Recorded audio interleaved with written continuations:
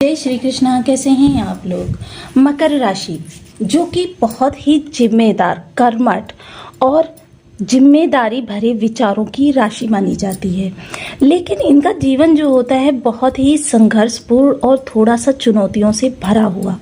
क्योंकि मकर राशि के जीवन में यदि गौर किया जाए तो एक चुनौती समाप्त होती है, दूसरी चुनौती प्रारंभ हो जाती है। चुनौती किसी भी तरीके की हो सकती है, चाहे वो परिवार से जुड़ी हुई चुनौती हो, स्वास्थ्य से जुड़ी हुई चुनौती हो, धन से जुड़ी हुई चुनौती हो, या फिर आपके कुटुंबियों से जुड़ी हुई, कैरियर से जुड़ी हुई, व्यापार से जुड़ी हुई, या फिर सोशल सर्कल से जुड़ी हुई चुनौतियां इनके जीवन में सदैव ही चलती रहती हैं। इनके जीवन का नाम ही चुनौती यदि रखा जाए या संघर्ष रखा जाए तो वो गलत नहीं होगा।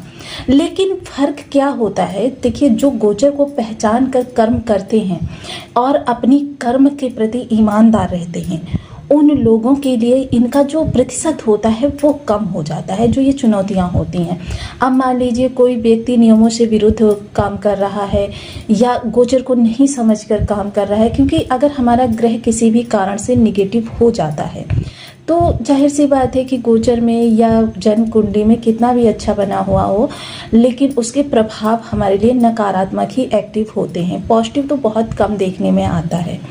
अब ऐसी स्थिति में होता क्या है कि मतलब व्यक्ति संघर्ष, अब हमने गोचर को समझा, अपने कर्म को सुधारा और सुधार कर कर्म किया, तो जो हमारे लिए 90% या 100% निगेटिविटी बनी हुई है उसका प्रतिशत 20 से 30% रह सकता है, कम भी हो सकता है।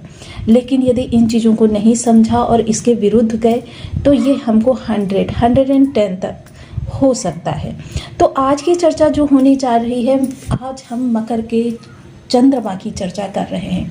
मकर और चंद्रमा का जो ये संबंध बनने जा रहा है 28 जुलाई को, ये काफ़ी महत्वपूर्ण रहेगा। वैसे तो ज्योतिष शास्त्र में ये मकर और चंद्रमा, क्योंकि मकर का स्वामी शनि होता है, अब शनि और चंद्रमा का संबंध जो होता है उसे विष दोष नाम से जाना जाता है। विष दोष, एक देखिए इसमें दो मत हैं, कुछ एक्सपीरियंस भी होता है इसमें कि जैसे हजारों लोगों की जब कुंडलियाँ देखी गई, उनको किस तरीके से इनके रिजल्ट प्राप्त हुए या इसका प्रभाव किस तरीके से चेंज किया जा सकता है, कुछ तो ये होता है। अब विद्वान वर्ग, देखिए मैं दोनों ही बता देती हूँ। एक विद्वान वर्ग इसे अर्धनारीश्वर का रूप मानता है, जैसे शिव के बिना शक्ति अधूरी है और शक्ति के बिना शिव अधूरे हैं। चंद्रमा सौम्यता की प्रतिमूर्ति है और शनि कठोरता की प्रतिमूर्ति है। कठोरता, चुनौती, यानी कि देखिए व्यक्ति में अगर ज़्यादा लोचपन होगा तब भी उसका जीवन सही तरीके से नहीं चल पाएगा, क्योंकि सरवाइव करना उसके लिए मुश्किल हो जाएगा। लेकिन बहुत ज़्यादा कठोरता है तो क्या होगा, वो रिश्तों से और सोचों से पूरी तरीके से अलग हो जाएगा। तो दोनों ही स्थितियां विषम होती हैं, इसलिए इसे तालमेल भी कहा जाता है। वहीं दूसरा विद्वान वर्ग इसे विष दोष नाम की संज्ञा देता है।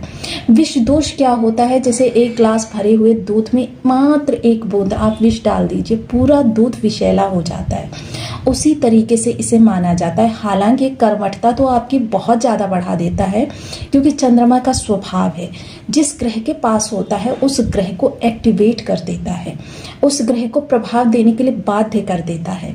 ये नरमी की कोमलता का कठोरता है।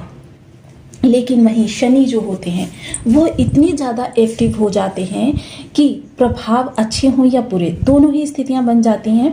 ये चीज़ डिपेंड करती है आपके बर्थ चार्ट और गोचर दोनों की स्थिति पर। क्योंकि देखिए मुझसे इस समय पर बहुत से लोग कमेंट करते हैं कि भाई इसको किस तरीके से देखा जाए, गोचर कुंडली के आधार पर किस तरीके से प्रभाव मिलता है, जन्म कुंडली के आधार पर किस तरीके से प्रभाव मिल जाता है।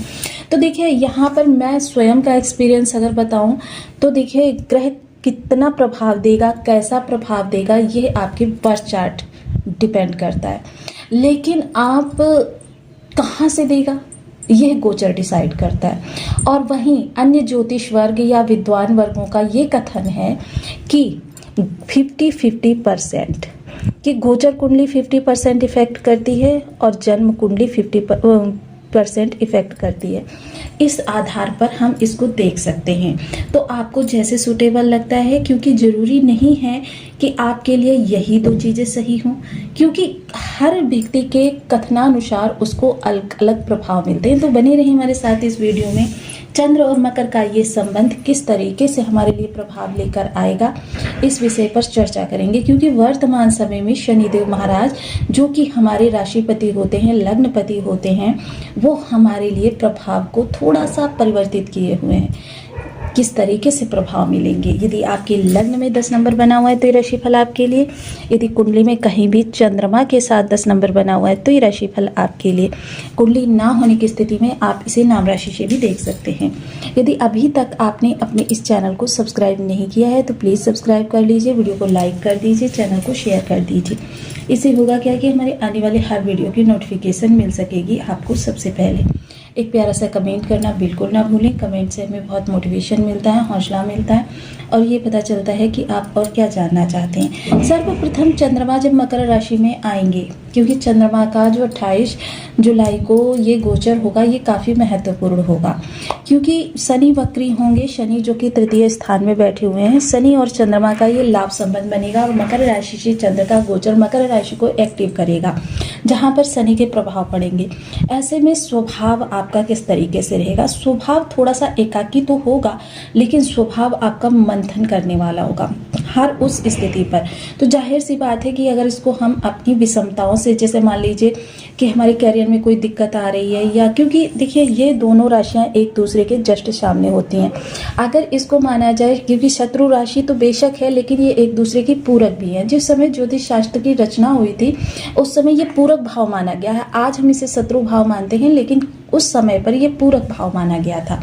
तो ये पूरक भाव जो होता है ये पूर्ति करता है सामने वाले भाव की, यानी कि अगर एक कठोर है तो दूसरा सौम्य है, तो कठोर और सौम्य का जब मिलन होगा तो चीज बैलेंस हो जाएगी।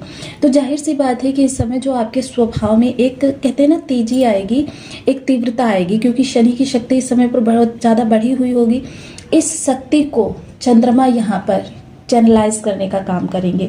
आप जब चैनलाइज करने का काम करेंगे तो जाहिर सी बात है कि आपकी लग्न जो होगी बहुत ज़्यादा एक्टिव होगी। आप इस समय पर अपने मस्तिष्क के द्वारा देखिए जिस भी चीज़ के बारे में ज़्यादा विचार करेंगे, जैसे मान लीजिए कैरियर के बारे में ही अगर हम बहुत ज़्यादा विचार कर रहे हैं तो कैरियर से जो भी चीज़ें इस समय आपके मंथन के द्वारा उत्पन्न होंगी वो काफ़ी सार्थक होंगी। एक्टिवेट करने पर आपको वहाँ से वह प्रभाव मिलेंगे जो शायद आज तक आपने नहीं प्राप्त कर पाए हैं। सबसे बड़ी बात जो होती है कैरियर, देखिए इस समय पर मैं यही कहूँगी जितने भी मकर राशि के लोग हैं, अगर आप स्टूडेंट हैं तो आपको वर्तमान समय में अपने कैरियर से संबंधी बहुत, अपनी शिक्षण से संबंधी बहुत ज़्यादा तन्मयता, अपने लक्ष्य से संबंधित बहुत ज़्यादा तन्मयता रखनी है, क्योंकि इस समय आपका मस्तिष्क जो होगा पूरी तरीके से चिंतनशील होगा, मननशील होगा। आप झटकेंगे, अपने मस्तिष्क को शांत करने का प्रयास करेंगे तो देखिए मस्तिष्क क्या होगा, रिश्तों में उलझ जाएगा, रिश्तों से निकालेंगे सोशल में उलझ जाएगा। तो इसलिए कैरियर पर अगर फोकस करके आप वर्क को करेंगे तो यहाँ से आपके लिए इस दौरान बहुत अच्छा रिजल्ट मिलेगा। वहीं इस दौरान ये रिजल्ट मिलेगा और दूसरी चीज़ क्या होगी कि इस दौरान आप जहाँ भी लोगों से बातचीत करने का, तो क्योंकि आपके इस समय गुण शक्ति जगी हुई होगी तो आप जिससे भी वार्तालाप करेंगे तो एक तरफ तो आपके लिए कह सकते हैं कि चीज़ें वो स्तर निकाल कर लाएंगी जिसकी वजह से आपकी प्रतिष्ठा बढ़े, और जब आपकी प्रतिष्ठा बढ़ेगी तो जाहिर सी बात है कि आपके लाभ भी बढ़ेगा। तो इस समय फाइनेंशियल या कैरियर से संबंधित जो भी आपको किसी से मीटिंग करनी है या किसी से मिलना है, क्योंकि प्रभावशाली व्यक्तित्व तो रहेगा, इस समय आपकी परिपक्वता आपके अंदाज से झलकेगी, और जब ये परिपक्वता अंदाज से झलकने लगती है तो व्यक्ति के 80% कार्य जो होते हैं सटीक होने लगते हैं, सफल होने लगते हैं, और इसी पल की आपको काफ़ी समय से थी। और ये जो पल आपको अब प्राप्त हुआ है, देखिए बेशक ये 2.25 दिन का गोचर रहने वाला है, लेकिन ये गोचर काफी महत्वपूर्ण रहेगा। दूसरा क्या होगा, इस दौरान फाइनेंशियल जो भी आपकी दिक्कतें आई हैं, मान लीजिए किसी ने आपका धन ले लिया है, आप वो वापस नहीं कर रहा है, आपका धन कहीं पर अटका हुआ है, या आपके धन से जुड़ी हुई कि आप धन के लिए कहीं पर प्रयास कर रहे थे, बहुत ज़्यादा प्रयास कर रहे हैं लेकिन धन से संबंधित कोई अच्छा रिजल्ट अभी तक आपको नहीं प्राप्त हुआ है, तो ऐसी स्थिति में आप इस चीज़ के लिए भी प्रयास कर सकते हैं। मकर और चंद्र का यह संबंध जो है पूरी तरीके से अर्धनारीश्वर रूप को एक्टिवेट करता है। अब अर्धनारीश्वर रूप एक्टिवेट होगा तो जाहिर सी बात है बहुत सी चीज़ें ऐसी होंगी जो आपको लगेगी कि अभी इनमें पूर्णता नहीं है, बहुत सी चीज़ें होंगी। आप ऐसी चीज़ों में पूर्णता के लिए आपका मस्तिष्क जो होगा पूरी तरीके से एक्टिवेट होगा। अब एक्टिवेट होगा तो उस मस्तिष्क में इस समय जो विचार चल रहे होंगे, क्योंकि शनि की राशि में राहुदेव विद्यमान है, तो विचार देखिए थोड़ा सा भ्रमित करने का प्रयास तो अवश्य करेंगे, क्योंकि इस समय इन दोनों के तालमेल काफ़ी बैठेगा, क्योंकि शनि भी वक्र है और राहु भी वक्र है। तो ऐसी स्थिति में इन दोनों का तालमेल समान बल का रहेगा, तो ये काफ़ी हद तक आपको भ्रमित करने का भी प्रयास करेंगे। तो जाहिर सी बात है कि इस समय भ्रम से सत्य को निकालना यही समय होगा जब आप भ्रम से सत्य को निकाल सकेंगे, क्योंकि यहाँ पर चंद्रमा के होने से राहु जो होंगे थोड़ा सा हारे हुए होंगे, क्योंकि चंद्रमा एक्टिवेट करेगा शनि को, और राहु के पास इस समय खुद को एक्टिवेट करने के लिए कोई साधन नहीं होगा। तो ये बहुत अच्छा समय रहेगा जब आप शनि की इस राशि का बहुत अच्छा लाभ उठा सकते हैं, और आपको समस्त भावों से संबंधित जो भी समस्या इस समय आपके जीवन में बहुत बड़ी उत्पन्न हो रही है, उस समस्या से संबंधित आपको इस दौरान काफ़ी ज़्यादा अपने विचारों को एक्टिवेट करके अपने मस्तिष्क को उसमें लगाना है। हालांकि ऐसा नहीं है कि मैं कह रही हूँ कि आपको दैनिक दिनचर्या के जो कर्म हैं, चाहे आजीविका है, चाहे आपके दैनिक पारिवारिक कर्म है, उनको स्टॉप करना है, नहीं, लेकिन माइंड आपका देखिए कर्म करते हुए भी दौड़ेगा इस दौरान। तो जाहिर सी बात है कि आपको इस मस्तिष्क को उस परेशानी से जोड़ देना है जो परेशानी इस समय आपके जीवन में बहुत ज़्यादा आपको सता रही है। अब साथ ही साथ चंद्रमा एक ऐसा ग्रह बन जाता है कि जो बेहद महत्वपूर्ण है, एक स्विच है जिसके बिना पंखा भी बेकार है, ट्यूबलाइट भी बेकार है, बल्ब भी बेकार है। तो इस चंद्रमा को अच्छा करने के लिए करना क्या है, देखिए सबसे पहले तो चंद्रमा का स्वयं का जो बीज मंत्र है, ओम सोम सोमाय नमः, इस बीज मंत्र का 1 माला, 2 माला, 5 माला, 7 माला, 11 माला का जब नियमित अपनी शुद्धानुसार करना आपके चंद्रमा को एक्टिवेट करता है, अच्छा करता है।